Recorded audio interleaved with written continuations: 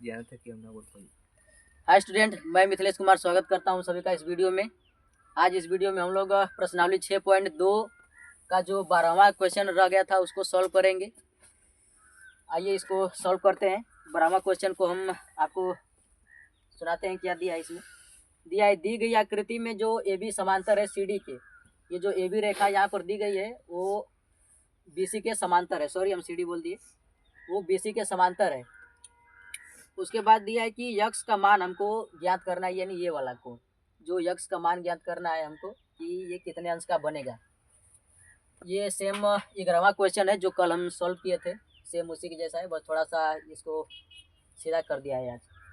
आइए इसको सॉल्व करते हैं, देखते हैं कि ये क्या बोल रहा है। देखिए, सबसे पहले सॉल्व करने के लिए हम क्या करेंगे कि ये जो रेखा दिया है आधा अधूरा, इसको हम पूरा कर देते हैं। ये जो रेखा यहाँ से आ रही है कोण 55 अंश से, इसको हम पूरा कर देते हैं यहाँ से। और ये रेखा जो जा रही है 30 अंश वाली, इसको भी वहाँ पर पूरा कर देते हैं जहाँ तक ये जाती है।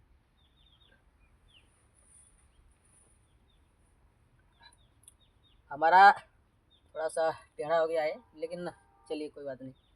ये जो रेखा जा रही है ये दोनों एक ही दिशा में, आप लोग इसको समझिएगा, थोड़ा सा उल्टा पड़ रहा है ना खींचने में। ठीक है, ये दोनों एक ही रेखा है, तो ये हमारा पूरा फिगर है। इसको सॉल्व करने के लिए क्या करेंगे कि एकांतर कोण का प्रयोग करेंगे हम यहाँ पर। ये जो 55 अंश है ना यहाँ पर, तो ये यदि 55 अंश है, ये वाला कोण ध्यान से देखिएगा, ये कोण जो दिया है 55 अंश, तो अंतः एकांतर कोण द्वारा ये भी 55 अंश का ही होना चाहिए, है ना। आप लोगों को पढ़ा दिया गया है। जो कोण 55 अंश है, ये कोण 55 अंश यहाँ भी होगा, इसके बराबर होगा, इसके द्वारा एकांतर कोण द्वारा।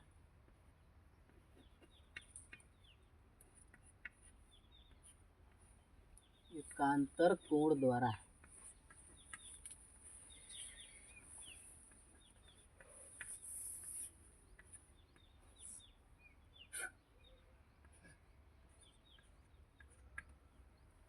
ये कोण इस कोण के बराबर होगा, कोण 55 अंश। अब इसके बाद देखिए, हमको कुल मिलाकर ये यक्स का मान बताना है कि कितना होगा। तो चलिए यक्स का मान बताते हैं। क्या करेंगे कि ये यहाँ पर देखिए ध्यान से, यहाँ पर एक त्रिभुज बन रहा है।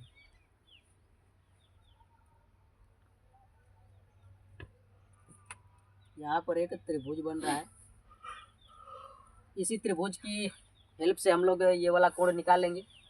हम जानते हैं कि त्रिभुज के तीनों अंतःकोणों का योग 180 अंश होता है।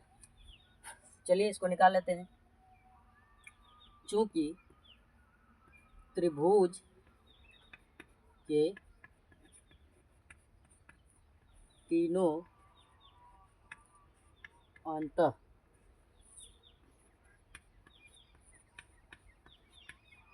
कोणों का योगफल या योग कितना होता है? 180 अंश होता है। तीनों कोणों का योग 180 अंश होता है। तो देखिए, तीनों कोणों का योग, तीनों को जोड़ते हैं, ये 55 अंश है, प्लस ये 30 अंश है, प्लस अब ये वाला कोण दिया नहीं है लेकिन ओ दिया है यहाँ पर, ओ, तो चलिए इसी को मान लेते हैं कि ओ है। जीरो मत समझिएगा इसको, चलिए यक्स मान लेते हैं क्योंकि हो सकता है गड़बड़ा जाए। ये तीनों जोड़कर कितना होना चाहिए? 180 अंश होना चाहिए। जोड़िए इसको, कितना हो रहा है? 85 होगा ना। ये 85 अंश प्लस यक्स अंश बराबर ये कितना हो जाएगा? 180। पक्षांतर करिए, यक्स का मान ज्ञात करिए। यहाँ से 180 में से ये 85 को हम लोग माइनस कर देंगे। घटा लीजिए, कितना बच रहा है जल्दी से। 10 में से 5 घटाएंगे, 5 बचेगा, और ये 17 में से 8 घटाए तो 9। ठीक है, तो यहाँ पर हमारा यक्स का मान मिल गया है 95। अब देखिए, ये हमारा वो यक्ष नहीं है जिसका मान हमको चाहिए, ये अभी त्रिभुज के जो कोण है वो हम निकाल रहे हैं। तो यहाँ पर हमको मिल गया ये मान कितना, 95 अंश।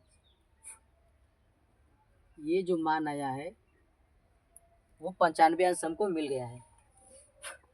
तो अब देखते हैं कि ये हमको जो पूछा है ये इसका पूरा वाला पार्ट पूछा है। हमारा जो फिगर था यहीं से यहीं तक है और यहाँ से पूरा मान पूछा है, ये पूरा है एकदम, ध्यान दीजिएगा ये पूरा है मान, यहाँ से यहाँ तक पूछा है। तो देखिए ये 95 अंश है। यदि ये 95 अंश है तो आप लोग दिमाग थोड़ा सा लगाएंगे यहाँ पर। यदि 95 अंश है तो ये भी शीर्षाभिमुख कोण द्वारा 95 अंश का ही होगा, ये भी 95 अंश का ही होगा शीर्षाभिमुख कोण द्वारा, है ना। तो अब हम लोग आराम से क्वेश्चन को सॉल्व कर सकते हैं। कई तरीके हैं, यहाँ भी देख सकते हैं थोड़ा सा साइड में। इस वाली रेखा को ध्यान से देखिएगा, ये जो रेखा है उसको ध्यान से देखिएगा।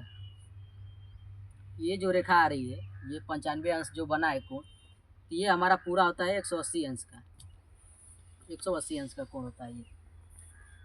तो यदि इसको ये पूरा ऐसे इस रेखा पर घुमा दें ऐसे, तो 95 अंश का तो यहाँ पर है ही ये, तो बचा पार्ट कितना, 180 में से घटा देंगे, जो बचेगा वही यक्स होगा यहाँ पर। तो घटा दीजिए इसमें से, ये कितना दिया है 95 प्लस यक्स अंश इक्वल टू कितना 180 अंश। तो यक्स बराबर इसको निकालेंगे